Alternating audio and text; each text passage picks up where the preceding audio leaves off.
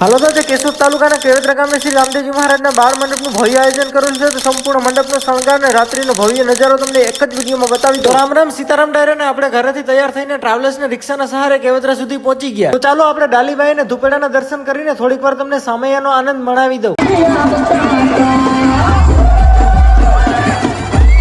તો આ છે મંડપની ભવ્ય ચોરીને થોડીક વાર દાંડિયા રસ ચાલે છે. તો ચાલો દાંડિયા રસ સાથે જોડાઈ જઈએ.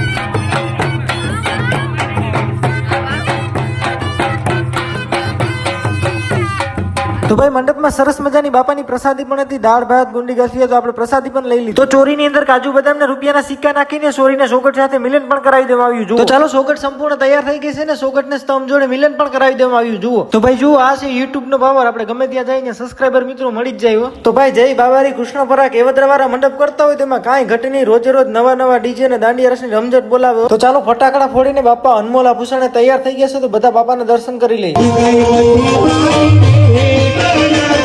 તો ભાઈ આવી ધૂન મંડળી તમે જિંદગીમાં ક્યારેય જોઈ નહીં હોય. જુઓ